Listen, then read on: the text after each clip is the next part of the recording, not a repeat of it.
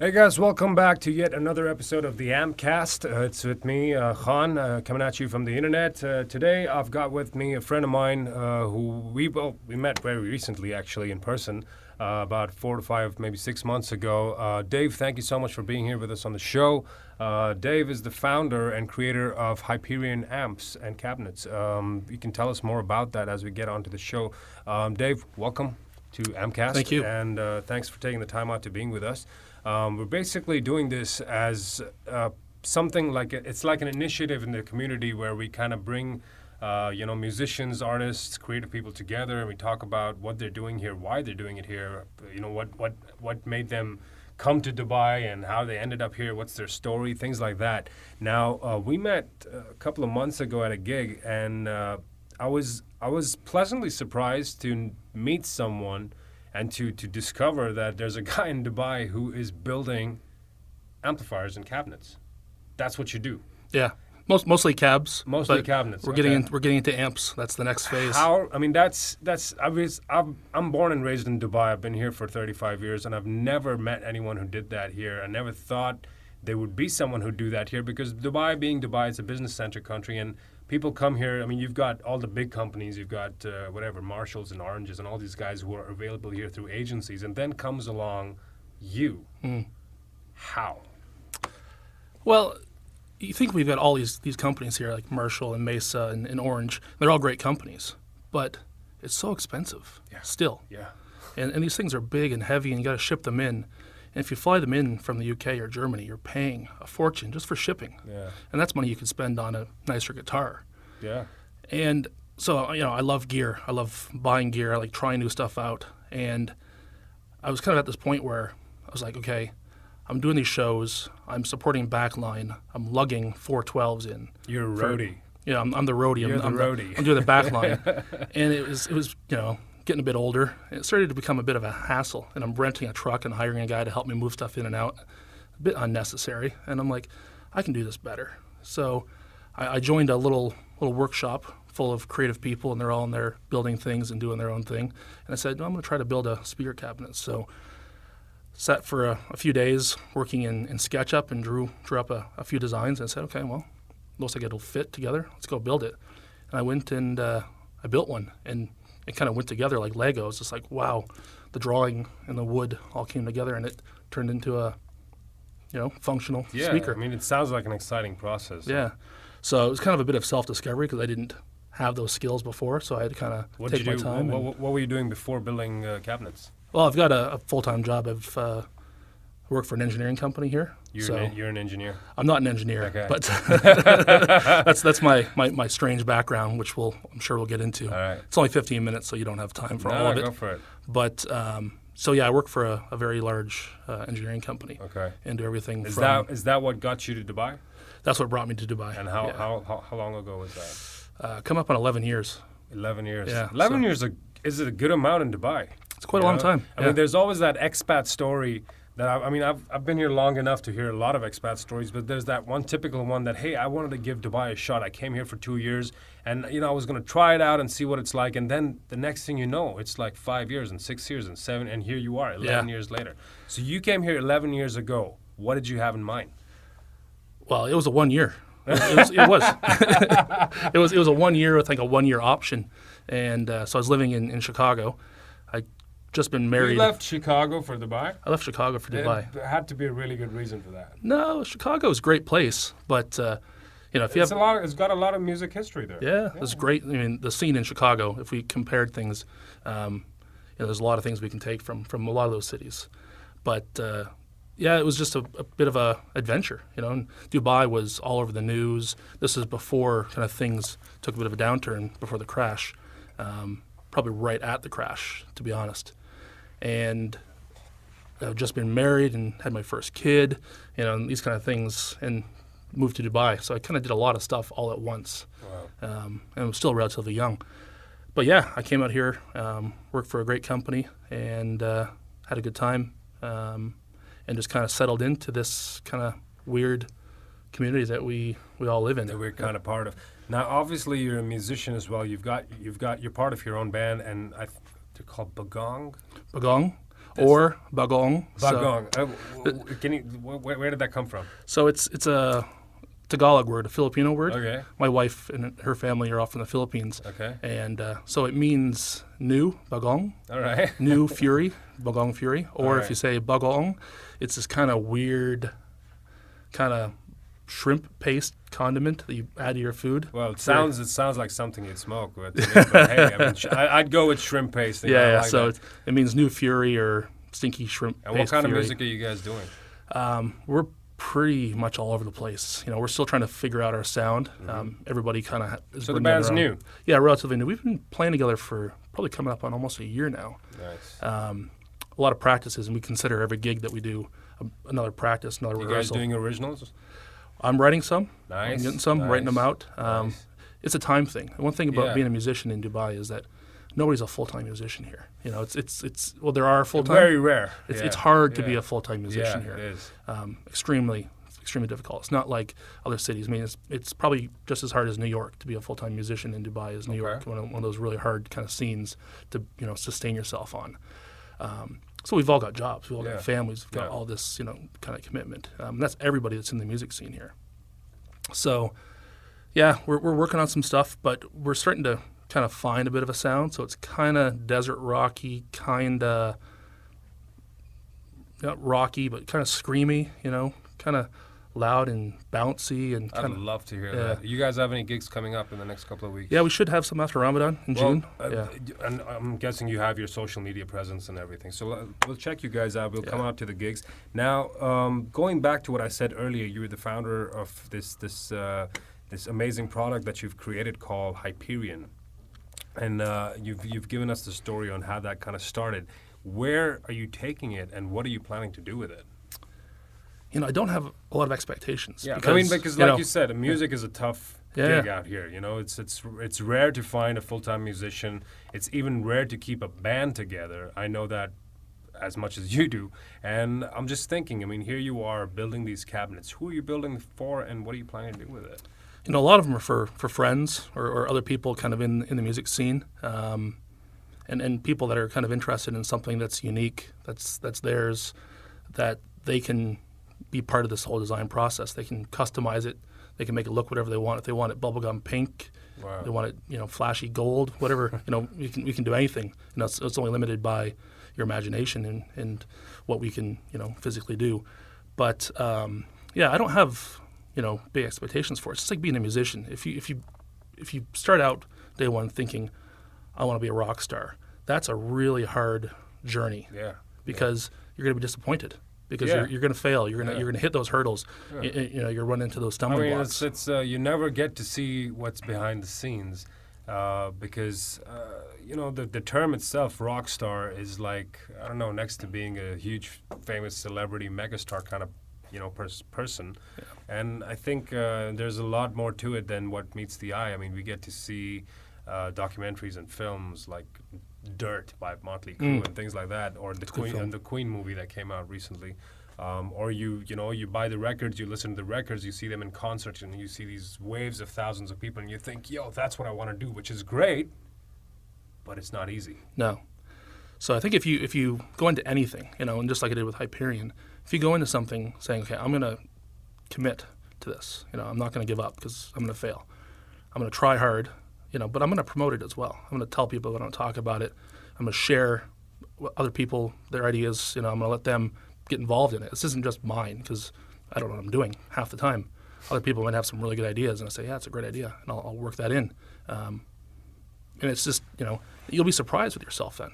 Yeah. You'll do something, and you're like, wow, how did I do that?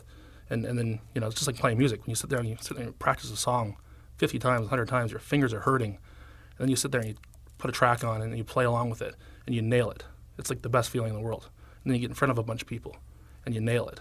You're like, okay, that's a great feeling. Yeah, it is. And you didn't just do that by saying, I'm going to be a rock star. You did that by practicing, doing something over and over again, and by having people around you that supported you through that process. So just like anything. So you have to just don't overthink it. Don't go into that situation with that end of your journey in your mind. Do you think have the next step. You think musicians in Dubai need to lighten up? Maybe a little bit. It's tough here because I mean, I'm asking Yeah. because you said you came from Chicago. You've seen the scenes around in places like New York. So I've been there back in the 80s. You know, it was a different place back then, but I have not been there ever since. And I'm just trying to think what's different. I think it's the money thing.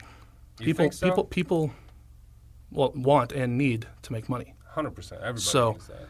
But going into music, just like anything else, if you go into it with that, I want to make money or I'm going to make money on this, you're going to be disappointed because it's hard. It's a grind. Yeah, it is. And that's not just musicians. That's the promoters. That's the venues. Everybody wants to get their cut from this. Everyone wants a piece of the cake. Music is the last thing on everybody's kind of priority list, and the enjoyment and that kind of thing is. So that kind of falls by the wayside. When really we should be focusing on the music and the bands and the fun that people are having, making the music and enjoying the music and the whole kind of community around that. So that's what we had in Chicago. There was tons of these little venues that a lot of big bands came out of. And they didn't know they were going to get discovered. Yeah, They were just in there having fun. Yeah, I mean, being a band. I think that's having fun is probably the most important part of any creative process. It's one of the reasons why we do what we do at Amped. The best part about that night is where musicians just get together and they jam. So, yeah, I mean, the open mics are great. And I am one of those notorious bedroom musicians that I sat by myself with the door closed. You know, my kids didn't really listen to me. My wife didn't really listen to me unless I was playing really loud, behind kind of a closed door. Until probably, maybe even a year ago. I I did my first kind of open mic. I've played, in bands and various other things over the years, but never by myself and never really singing. I was always kind of just playing the guitar. So getting in front of, a bunch of strangers that, probably never see again, potentially, plus the music community. Yeah. It was a scary experience, but it became a bit addicting. And, I did it. I think I did it once, and then all of a sudden I did like 10 of them in a row. I just didn't stop. Well, that's the fun part of it, right? Yeah. It becomes addictive because you're enjoying it. What do you think is wrong that can be improved? I mean, I think wrong might be a strong word, but I think what can be improved, what's missing that we need here in the music community? There's a lot of things that, Tell me three. I think three.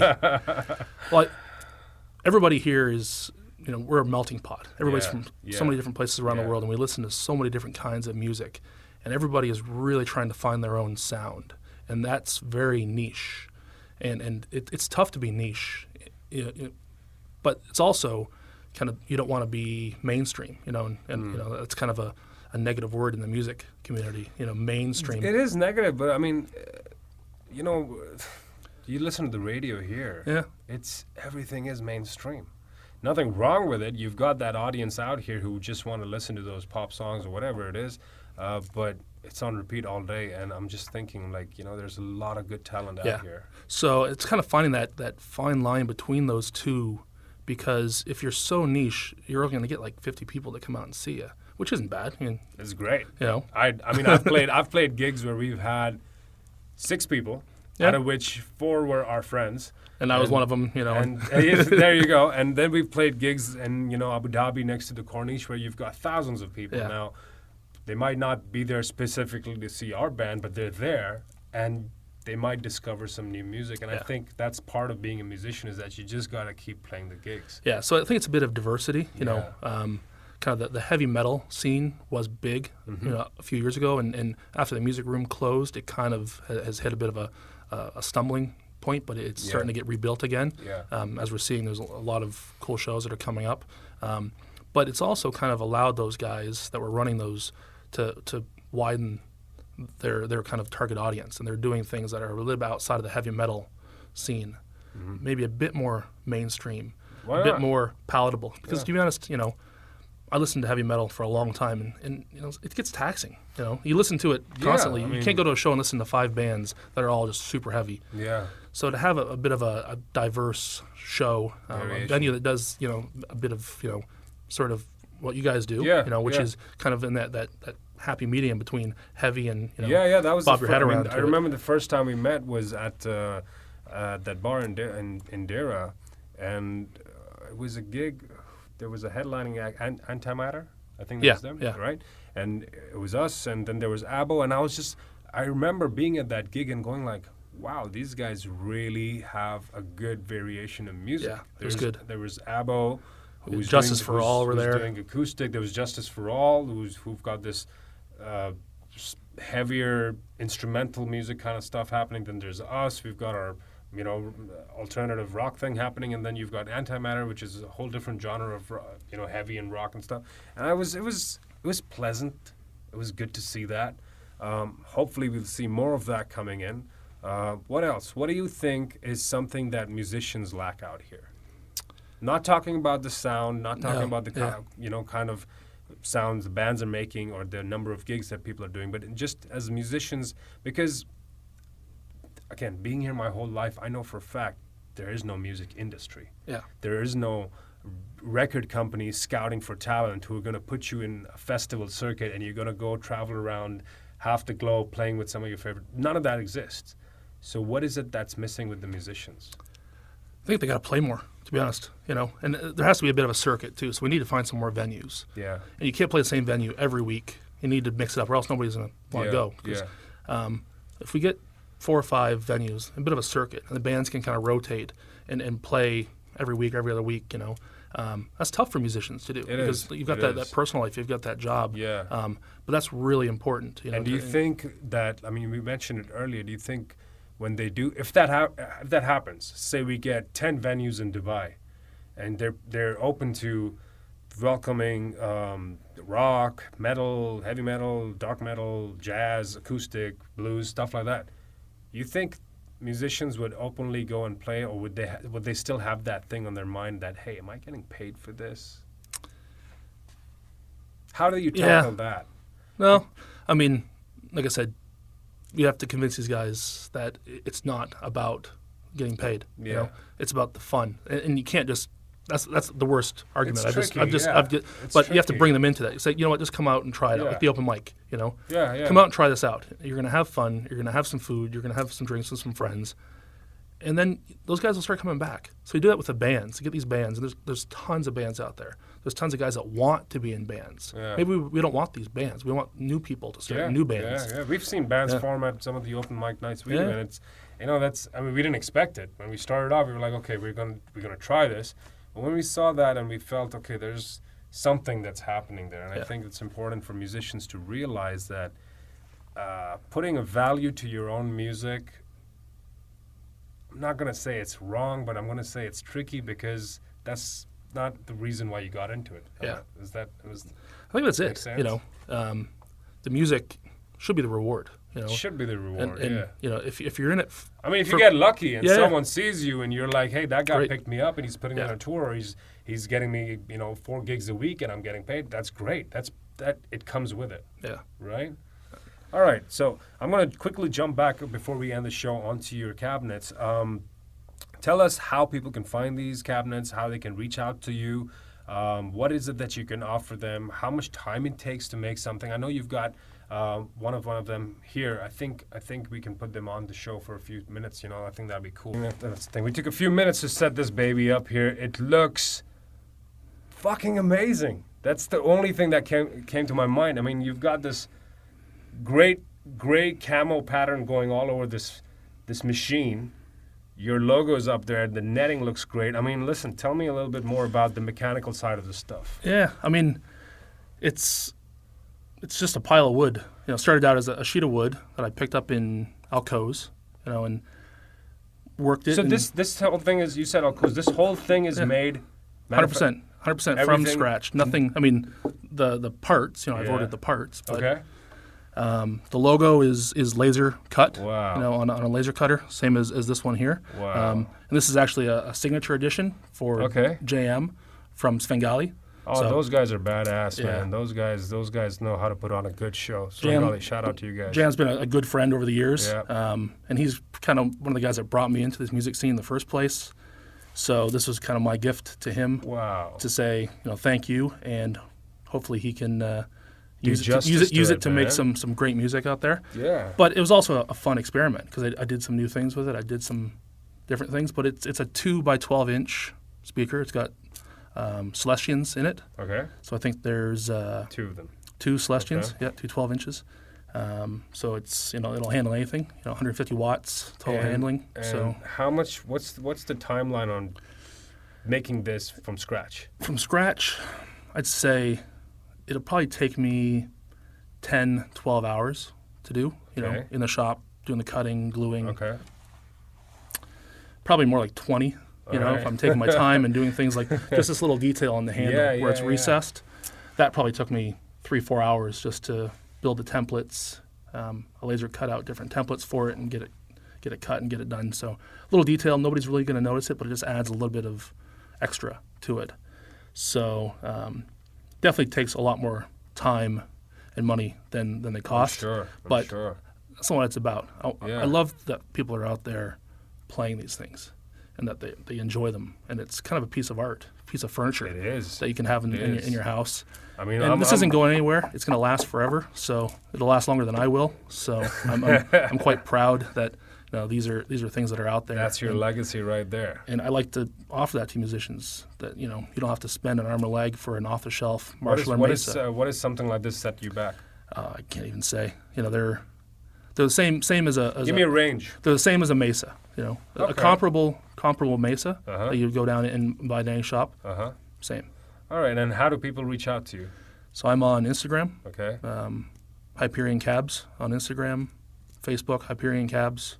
Just Google Hyperion Cabs, and you'll find it. So Well, we're definitely going to get in touch with you because, I mean, yeah, we gotta fix this. This needs a little spicing up. I so. think that needs to go, and maybe this needs to come to us, and we have like a nice, an amped edition kind of thing because hey, that's what we're called, and that's what you make, and I think this is the perfect harmony. Yeah, I think we can do that. Sounds good. We'll talk more about it, guys. Check Hyperion Cabs out online. They're available exclusively in Dubai, and I think you'll be pleasantly surprised on what this guy can do for you when it comes to customized cabinets. Dave, thank you so much for taking the time out. Thank you being so with much. us, sharing your thoughts in the community and what you've done for the community and what you hopefully will be doing. Hopefully, I'll catch you at one of the gigs coming up. Good luck for everything, and Thank once you. again, thank you so much, man. Cheers.